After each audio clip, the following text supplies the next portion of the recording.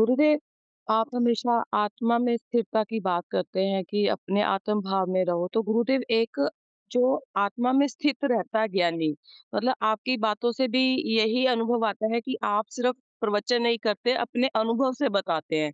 तो गुरुदेव, प्रतिकूलताओं में वो आत्मज्ञानी किस तरह से रहता है फिर? आत्मज्ञानी के जीवन में प्रतिकूलता होती ही नहीं है। जब वो आत्मज्ञानी हो जाता है, तो जीवन में प्रतिकूलता नहीं होती। प्रतिकूलता आत्मज्ञानी होने के पहले की सब संभावनाएँ हैं। अब प्रश्न ये होता है कि आप आत्मज्ञानी कैसे बनो, ताकि आप आत्मा के साथ स्थिर हो जाओ। ये जीवन की बहुत बड़ी प्रक्रिया है, ये प्रभु की कृपा से ही आता है।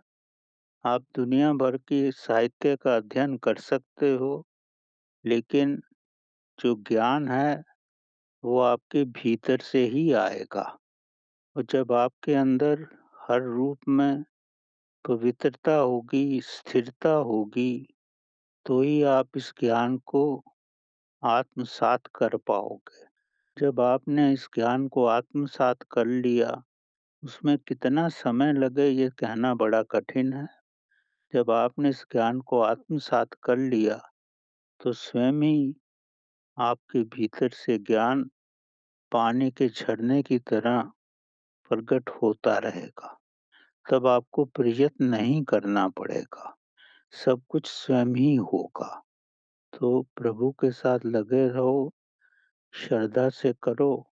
ये तो जीवन की बहुत बड़ी साधना है। इसमें पूरा जीवन भी लग सकता है और आगे का जीवन भी लग सकता है। पर इसमें जितनी भी आपकी प्राप्ति होगी, वो आपके साथ ही रहेगी। इस जीवन में जिस अवस्था तक पहुँचोगे, अगला जीवन वहीं से प्रारंभ होगा। ये कोई धन कमाने की पद्धति नहीं है कि आपने धन कमा लिया, जीवन खत्म हुआ और धन भी खत्म ही आपके लिए हो जाएगा। लेकिन ये ऐसा नहीं है, क्योंकि ये चेतना का ज्ञान है। आप उसी चेतना से फिर पैदा होते हो और वहीं से जब तक आप प्रभु को ना पालो, ये चेतना का विकास होता ही रहता है। तो गुरुदेव, जैसे अगर मैं इस मार्ग पे हूँ, तो जो मेरी प्रतिकूलताएँ आती हैं कि मैं आत्मज्ञानी नहीं हूँ, मैं सिर्फ़ इस मार्ग का अभ्यास कर रही हूँ गुरुदेव। तो उन प्रतिकूलताओं में कैसे रहा जाए गुरुदेव फिर? ऐसा है, जैसे-जैसे साधना करते रहोगे, प्रतिकूलता स्वयं ही समाप्त होती रहेगी।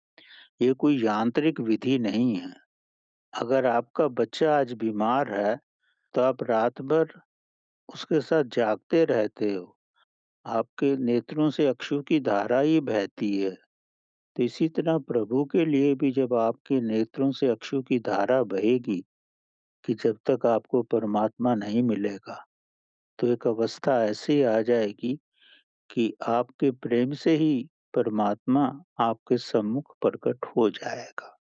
ये आप प्रयत्न करते रहो, श्रद्धा से करते रहो और ये मत देखो कि बीज डाल दिया है तो मैं खोल खोल के देखूं कि पौधा उगा है या नहीं। जब पौधा उगेगा, फूल लगेंगे, सुगंध आएगी, आपको स्वयं ही आभास हो जाएगा।